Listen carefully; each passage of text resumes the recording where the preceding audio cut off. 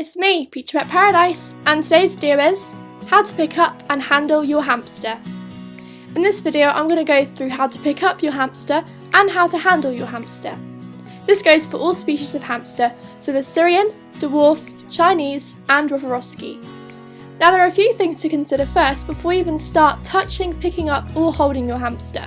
Step 1. Wash your hands first. Washing your hands is very important. After you've been out all day and touching all sorts of objects, you definitely would have picked up plenty of bacteria.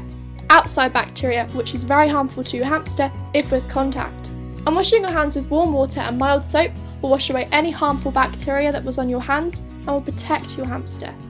Not only just for bacteria and safety reasons, but you'd be eating all sorts of foods during the day, so your hands will smell of food, and hamsters have such a great sense of smell. So they will be able to smell any senses of food on your hands, and they might mistake them for food, so could attempt to nibble or even bite you. So wash your hands first to keep you both safe. Next, make sure you have some sort of secure playpen for both of you to go in. This can include a basic playpen, a plastic box, a cardboard box, an empty bathtub. For more experienced hamster owners, you can use a bed, or if you're extra lucky and have that choice, then an empty hamster-proof room. For first-time hamster owners, if your hamster isn't very tame, then it's best to add either a pillow, cushion or a cover where you are having your hamster out. So if your new hamster is on the taming process, they may not be used to you and trust you enough, and they could easily attempt to jump or even fall from your hands. And if there's nothing soft there that they could land on, they would be plummeting down on a hard surface, which could cause injury depending on where they land. So to be safe, this is where a pillow, cushion or cover comes in great hand. So if they do, they will land on something soft, protecting them from any injuries. Make sure your hamster knows you a little bit better before you start picking up your hamster. So I'm going to start with how to not pick up your hamster. Never grab them from above and put your hand in a claw shape. As in the wild, hamsters are used to birds of prey coming from above with their claws grabbing them from the ground. So as a natural instinct, they could mistaken you for a bird of prey, and this will scare them and they could see you as a threat, making it harder for them to trust you. Always scoop from underneath, so nothing is coming at them from above, but instead a gentle scoop from underneath.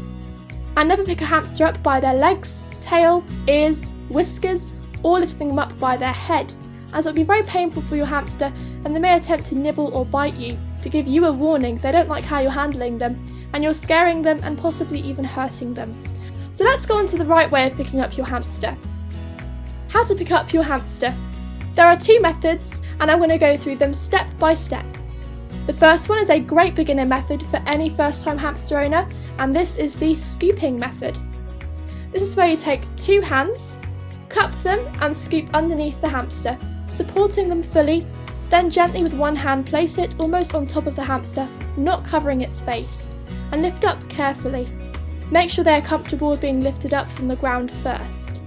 When lifting the hamster, if it's a new hamster, try not to lift them too high from the ground, as they will have more of a chance of jumping at a high height or falling, and it's much safer to have them lower to the ground, so there's less friction and force when the hamster jumps, so it will decrease the chance of your hamster injuring itself. After your hamster trusts you more, and is more or less tame, then you can start to lift it up a little bit higher. Bring the hamster straight towards you and keep it close to your chest, so it feels more safe and protected instead of out in the open. Then gently start stroking your hamster when up in your hands at your distance. The other method is for more experienced hamster owners and if your hamster is more tame. This is the scoop and over method. For this you need one hand, cup it, then scoop under the hamster, and then take your other hand and gently place that around your hamster in almost a cup shape, supporting them fully. Again, not covering their face, and lift up, following the same process. Find out what method your hamster is most comfortable with and use that more often. You are now at the handling method. After, when your hamster is in your hands, take one hand and place it out in front of the other and let your hamster walk onto each hand at its pace. Make sure your hands are in time with the pace of your hamster's movement, whether they're quick or slow. Make sure each hand is quick enough to be in front of the hamster so there are no accidental falls. If you don't trust yourself enough, then best to handle them lower to the ground and again over some soft material. However, if you're feeling more confident, then hold them a little higher up, or even on your bed or sofa so they still have something soft to land on. And if you're feeling overly confident and you know your hamster is tame, they trust you and will not jump, then you can even carry them around the house with both of your hands. Now, if your hamster is quite nippy or bitey, Then you can use some gloves. Do not feel ashamed of wearing gloves. Gloves are perfectly normal for bitey behaviour in hamsters, and you need these to protect your hands so you can tame your hamster without getting bitten. I would suggest using gloves for the first few weeks whilst handling your hamster. Then start taking one glove and use one bare hand and the other with a glove when handling. Then eventually both gloves.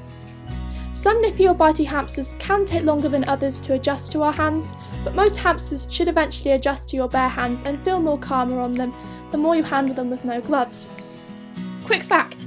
Did you know if your hamster starts cleaning itself in your hands, they feel more safe and trust you better? If you see your hamster clean itself in your hands, then it is not afraid, quite comfortable, but mostly showing a great sign of trust. And that's how to pick up and handle your hamster. Have fun with your hamster, and you can now pick them up and handle them the correct way. Hope you found this helpful and enjoyed. Any comments or questions, leave them below, subscribe to see more, and if you enjoyed the video and found it helpful, then don't forget to hit that like button, and we'll see you next time. Bye!